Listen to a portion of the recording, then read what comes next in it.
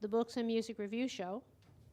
So today we've got to leave this disclaimer on there for about 5 seconds, they say, and that's not on my idea.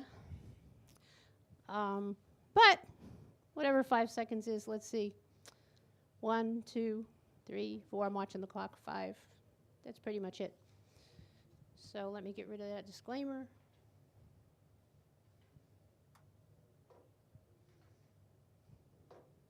Oops.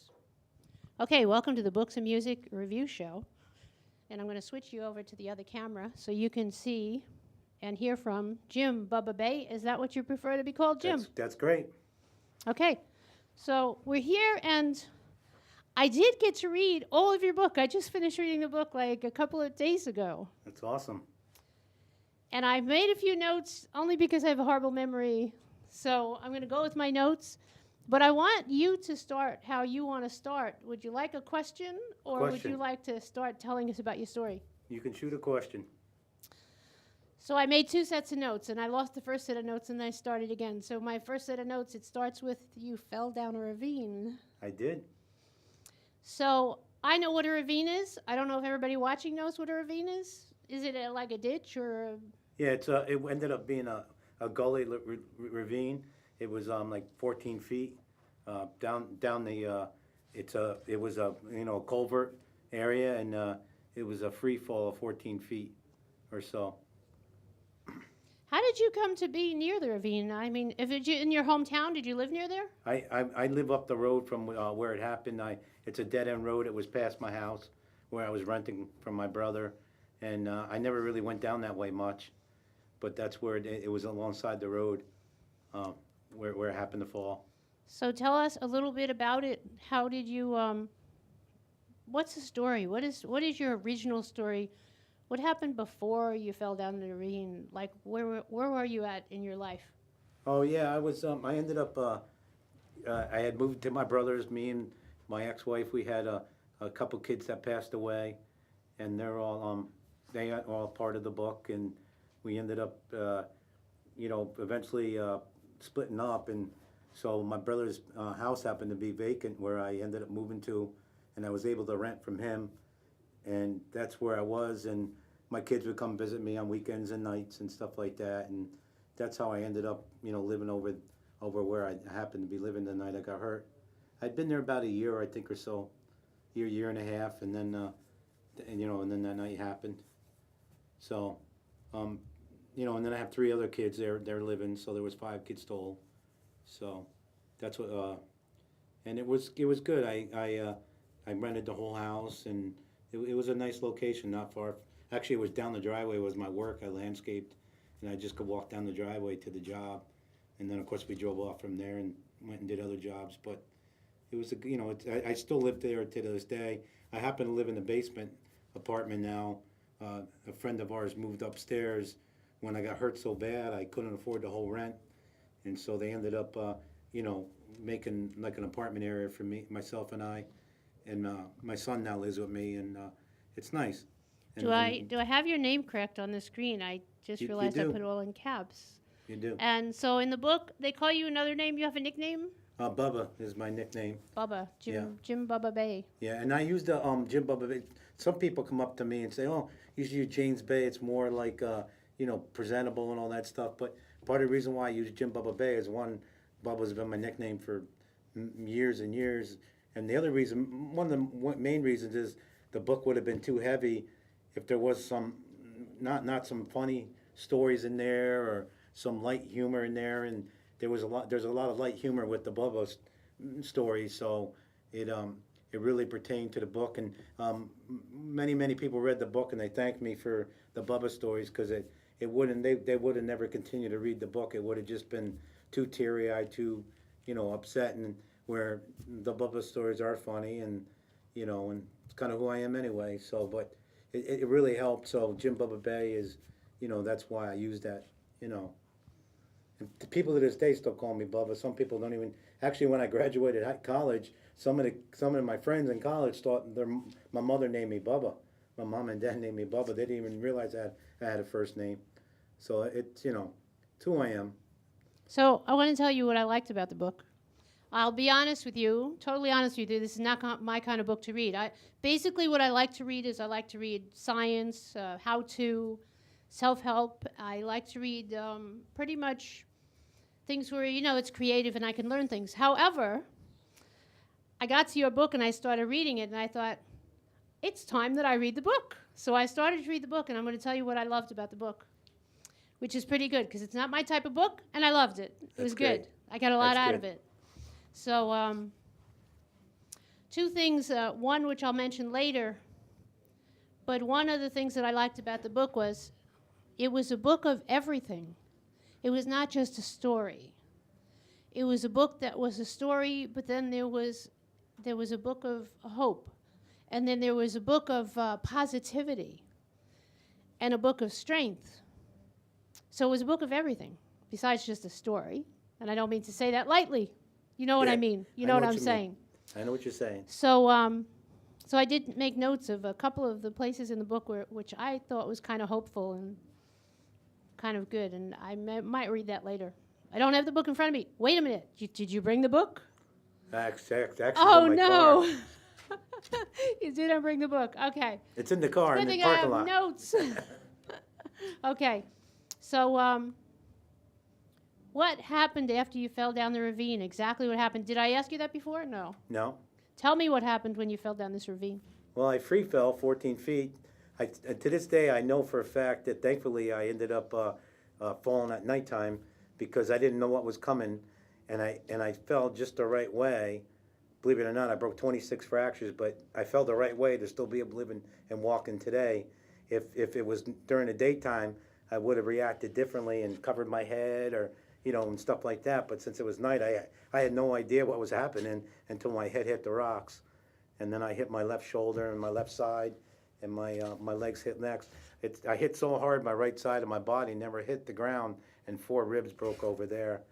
So and I was knocked unconscious. To this day, after I went out for the walk, and then it all happened, time became kind of irrelevant in a way because I have no idea whether I was unconscious for 1 second, 2 seconds, minute or 2 minutes or whatever, and the whole time it all took that night to do. Of course, until I ended up getting to my neighbor's house, then time was a factor for them, but for me, it just became one big, event. And I woke up after hitting my head.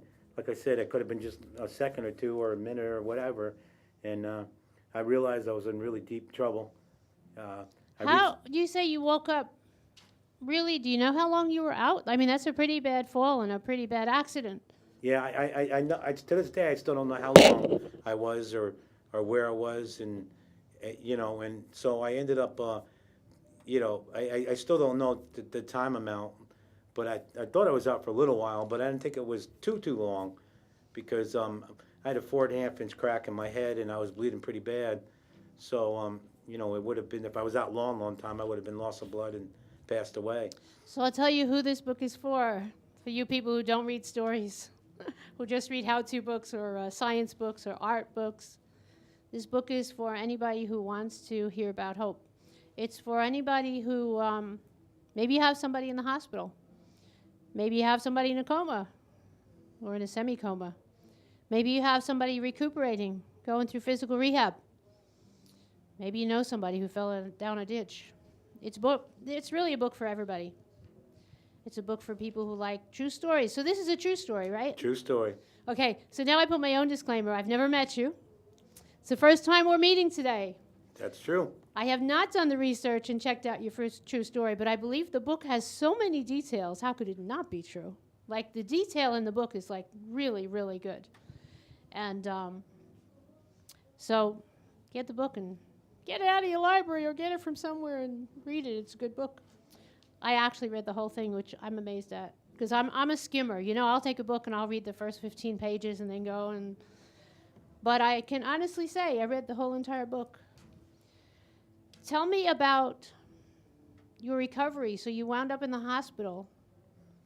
So it was easy to recover, right? No. Tell me about it. Well, when I was taken to the hospital in Poughkeepsie, New York, and I ended up, they induced a coma for me because, come to find out, I didn't know at the time, I was in so much pain because of 26 fractures that they ended up, the most powerful drug, pain med, wouldn't touch my pain at all. And so they had to induce a coma for my chance to live.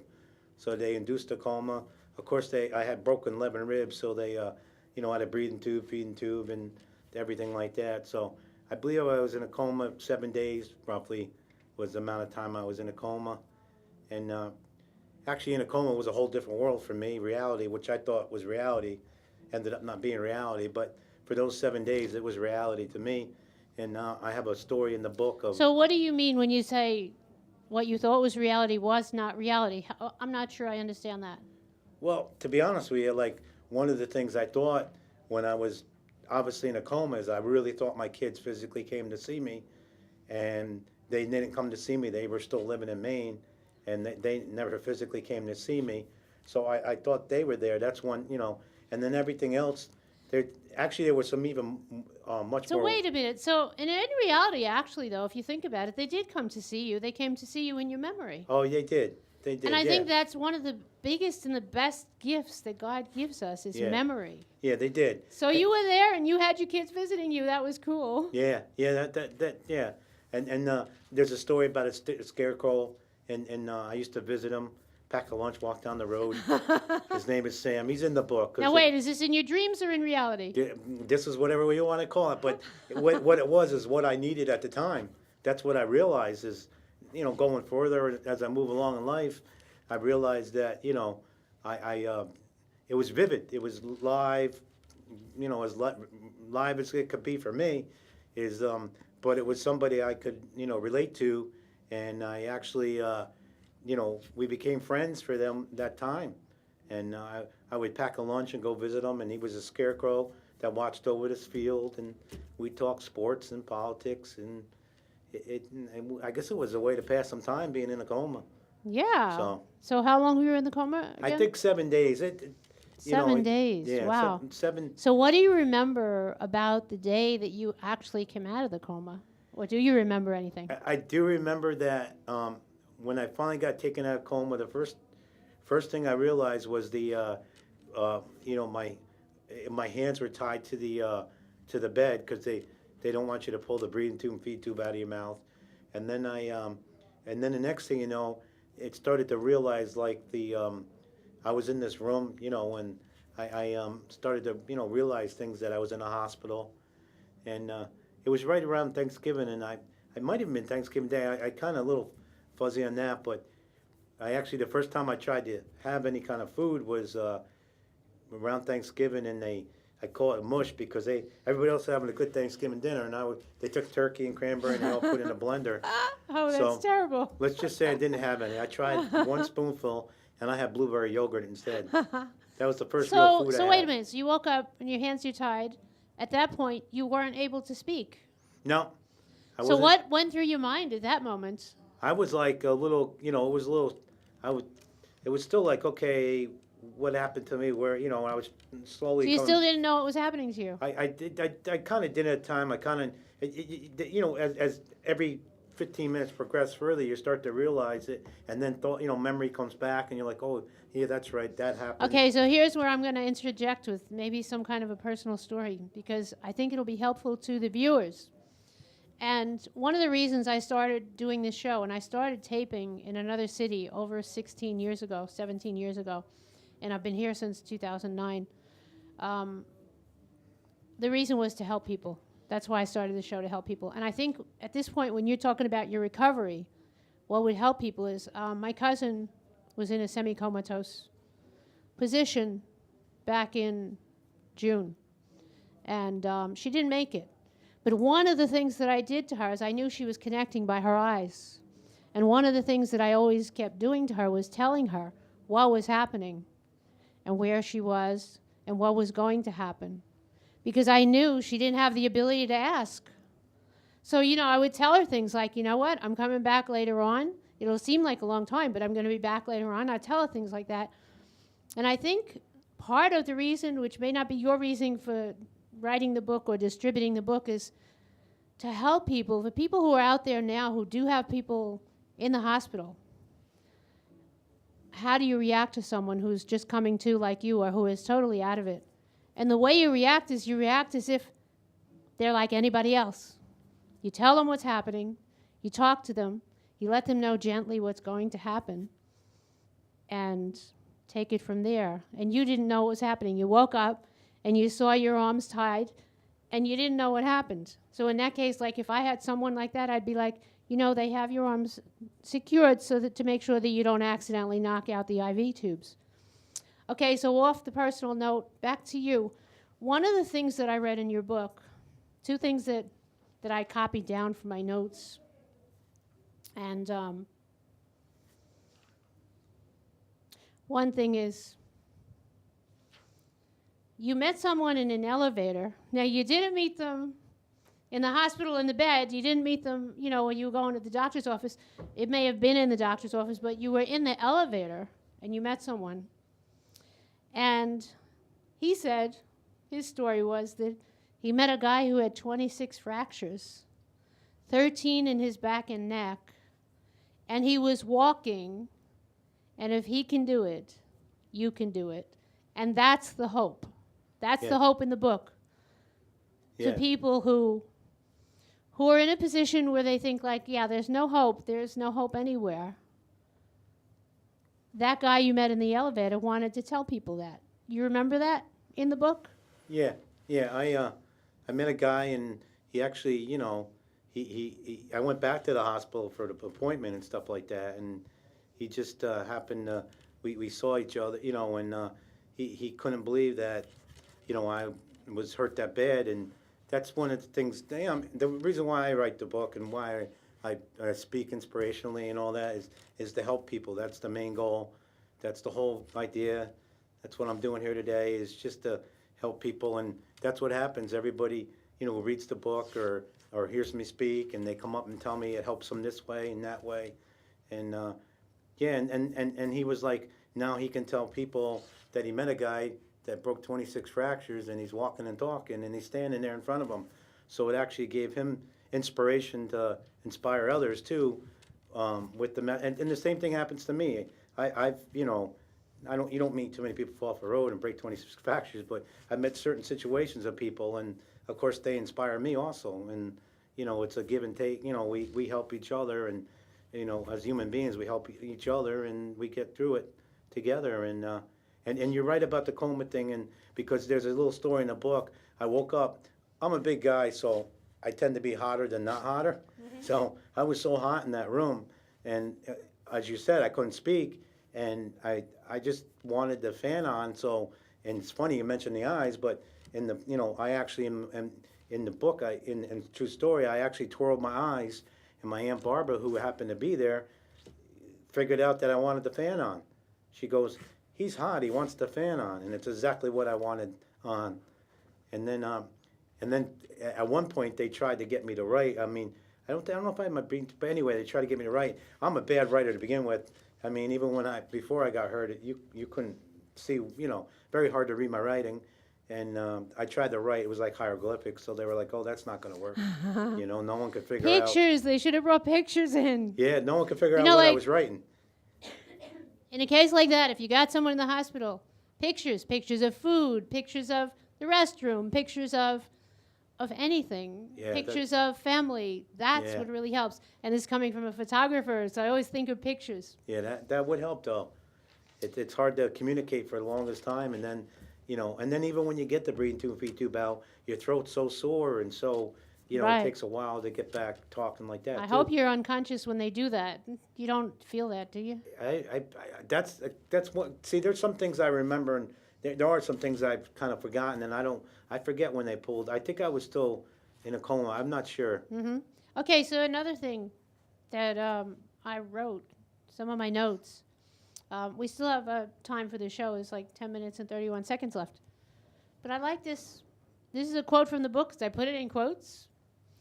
Most of us, most of the time, don't notice these little miracles. They are simple pleasures. They wash over us like water every day. And that's like, once you survive something really horrible, everything is such a wonderful gift. And the average person never really notices it. You know, like I wake up and I go, thanks, God. You know what? It starts when I open my eyes.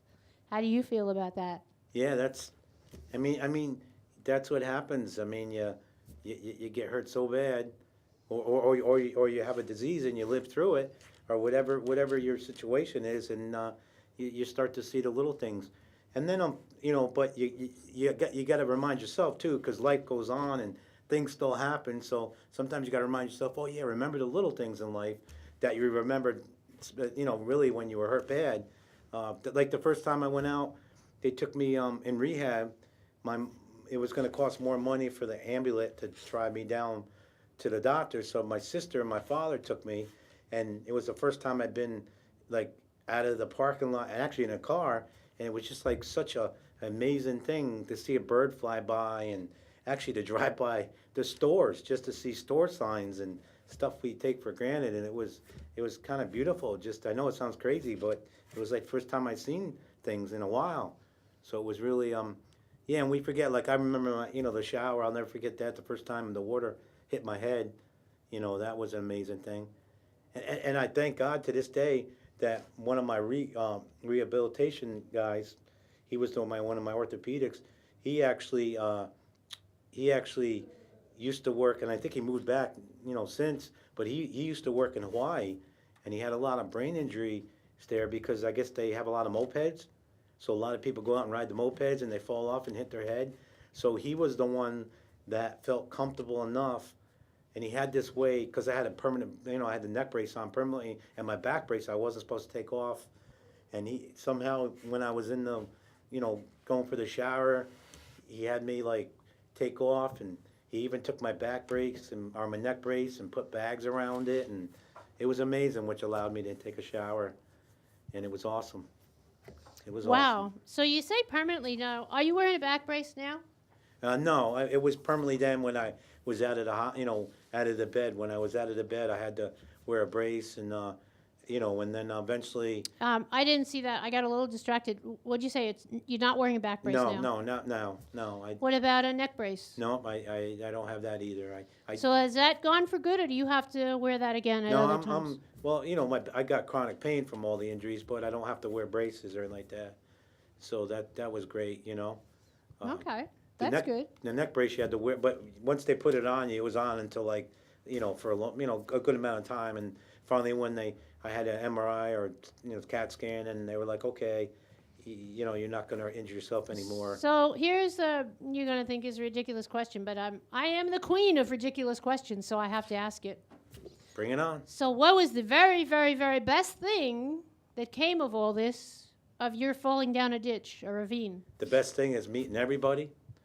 The amount of people I've met it's just amazing, and it's been quite a journey, and I meet people every day, new places, different places, and it's just been a blessing. I mean, I am so rich in friends and people, and not like I met you today. I mean, to me, it's a whole new world, and another blessing to pertain to that is because I say what I say in the book, people feel comfortable enough, and they come up and tell me all their stories. Stories like they haven't even told their husband. A wife will come up and tell me a story no one in the whole family knows, and they'll tell it to me on the side because they know I won't judge them, and I'll listen to them, and it's been amazing. I mean, the stories I heard that's one of my favorites. And then the other part is I was shy before I fell. I would never be doing this. And it's 180 degrees, and I'm as outgoing can be now. Wow. So the next book that you have to write is a book of true stories. It's with permission from all the people that gave you their stories. Yep. I actually starting with yours. Yeah, I got the title already, and it's The Message is Bigger Than Me. I like that. The journey continues. Message is bigger than me. Wow. Yeah. That's pretty cool. Yeah. So let me look at my notes again because I don't have any memory. Now, as it is, I don't have a memory because I did have a head injury from a car accident. My memory's not good. That's why I try to do one thing at a time, and then when I forget, it all goes out the window. I can relate to that, though. So I read that. I talked to you about that. Yeah, tell me about this. There was another amazing story. What I liked about this book is that It was a story inside a story inside a story inside a story, and that is fabulous. So that's what I liked about the book. So sitting here scratching my head like, okay, you moved to Arizona. Why? Why move from New York? Were you in New York to Arizona? Well, what happened was my my one son had passed away. He lived a pound. He was born premature. Was a pound 4 ounces and died in 10 days.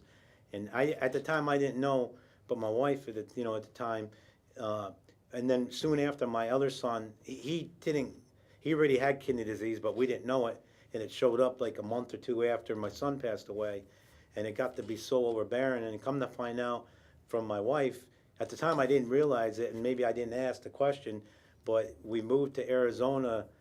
It turns out to turn over a new leaf, to get a new start, and maybe to stop the not so good things happening. So how long after, this was after you fell in the ravine? It was you moved before. To Arizona? Oh, it was before. Yeah, okay, how long before? I moved in Arizona in 2006, moved back in 2007. It's crazy. I'm one of the only, I don't know, I'm sure other people have, but I moved my whole family across country and across country back again in less than a year. So what part of Arizona did you move to? We moved to Queen Creek. It's Where's Queen Creek? I tell people it's southeast suburb of a suburb of a suburb of Phoenix. Is that anywhere near Eager? I don't know. I don't know where that is. Okay. Is that near the... I ain't even going to ask any more questions. That'll show how dumb I am with geography. Forget that. Scratch that question. We don't edit, so that's going to stay right there. That's good. So, tell me the truth. What'd you like better, Arizona or New York? I actually like both places. I kick and scream. I'm a New York guy, so I kind of kicked and screamed on the move out. But it ended up being, other than my other son dying out there, which was the worst thing, it was a blessing on the other hand, because I did get out and see the world some, and and I met new friends, and it was good. And the weather was, it got very hot, of course, but other Does it get like at the hundreds over there? Yeah. I used to work at this, Home Depot. Anyway, my job was start at 4 in the morning, so I'd leave my house at 2:30 in the morning. It'd be 98 degrees when I got out of my my house, and it was still dark out. So I was like, what? Boy, this is, And let me tell you, I don't care. They talk about dry heat, but a bubba like me, we sweat in Arizona here. It doesn't matter. Well, wait, you got air conditioning out there. Yeah, well, that's everybody lives you go from your air conditioner car to the air conditioner store, back to your air conditioner car, and stuff like that. But it was nice. I did a book event this past weekend, and one of the things came up and stuff. It was pretty wild that I actually was on a boat at Christmas time, on a boat out in the lake. You know what I just realized? I was supposed to give you a 5-minute notice, but we have 2 minutes and 14 seconds approximately. So I guess I should leave it to you and say, what's the most important thing you need to say today? Just go for it. And I don't know if we mentioned the name of the book, but it's Miracle on Hammertown Road. Oh yeah, I put that on the screen once. Yeah, I didn't. I don't know if we did, but it's just God's for everybody, and whatever you're going through, there's always somebody out there that's gone through it or will go through it, and unfortunately, you try to just go along, and I try to. So it's Miracle on Hammertown Road, and Hammertown is a real road. It's a real New York. road. It's the road. Yes. Wow. Yes, and it is a miracle. So when's the last time you've been back to Hammertown Road? I actually live on it. You live on Hammertown Road? But I live on. It's a dead end road, and where I got hurt is my goodness. further past towards the dead end side, and I never really went down there. So. I can't believe that you had this accident. Yeah. So they say most accidents are like right where you live too. So That's when I amazing. get my mail, I look down the road, and there it is. That is amazing. Yeah. Wow. So, but just God's for everybody, and everybody, no matter what religion or whatever like that, and and everything. I'm a believer. Everything happens for a reason, and this is what I'm supposed to be doing, and I try to just help encourage people, and it's been a blessing. I mean, it's 26 fractures. You would think not a blessing, but it ended up being a blessing for me. Wow. It's been an amazing experience. So that is an amazing story. With 30 seconds left, I'm going to have to put their produced through up there. Actually, those are my flowers. Those are nice flowers. Those are my flowers. We are produced through the facilities of Staten Island Community Television for our studio shows. And go ahead. You got 14 seconds. What can you say in 14 seconds? 14 seconds. Those were beautiful flowers. 14 seconds. Thank you, thank you. Thanks for having that me. was good. Thank you for having me. It's And been a blessing. let me stop this.